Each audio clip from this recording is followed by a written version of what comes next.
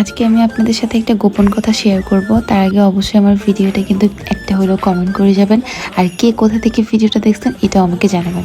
So first of all আমি সকাল সকাল রেডি হয়ে বের হয়ে যাই ভার্সিটির উদ্দেশ্যে, আর এটা ছিল আমার সকালের নাস্তা। এবার আসি মূল কথায়, আমার আর পড়াশোনা সম্পর্কে একটা বিষয় আপনাদের সাথে আজকে শেয়ার করব। আমরা সবাই জানি এক সময় মানুষ ভালো স্টুডেন্ট থাকে, বাট আস্তে আস্তে কেমন যেন সবকিছু উল্টাপাল্টা হয়ে যায়।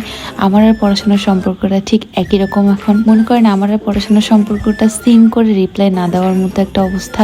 মানে আমি বই খুলি, বইও আমাকে দেখে, আমিও বইকে দেখি, কিন্তু কেউ কাউকে কোনো রিপ্লাই দেয় না। তবে আরেকটা বিষয় আমার সাথে খুবই হয়, যেদিন আমি খুব সিরিয়াস মুডে ভার্সিটিতে যাব, ওই দিনে একটা না একটা ক্লাস অফ হয়ে যাবে। অফ থাকার কারণে আমরা চলে যাই ক্যান্টিনে খাবার খাওয়ার জন্য, কারণ সকাল থেকে আমরা না খেয়েছিলাম। সো আমি একটা প্লেটের অর্ডার দিই, বাকিগুলো সবাই জুস অর্ডার দেয়, কারণ আমার অনেক বেশি ক্ষুধা লাগছিল। সো আমাদের আরও বাকি 2টা ক্লাস ছিল, দ্যাটস ওয়াই আমি কিছু ভারী খাবার খেয়ে নিই। খাওয়া দাওয়া শেষ করার পর আমরা নেক্সট ক্লাসের জন্য প্রস্তুতি নেই। ক্লাসে ঢোকার পরে স্যার বা ম্যাম যখন লেকচার দেয়, এমন একটা ভাব করি যেন সব কিছুই বুঝে যাচ্ছি, বাট টু বি অনেস্ট আমরা কিছুই বুঝি না। মানুষ মাত্রই লোভী, আর আমরা স্টুডেন্টরা লোভী থাকি শুধু অ্যাটেন্ডেন্সের জন্য। মানে কি বলবো, যতই যুদ্ধ হোক, যুদ্ধ পার করে হলেও আমাদের আসতে হবে, কারণ অ্যাটেন্ডেন্স নিতেই হবে, নিতেই হবে।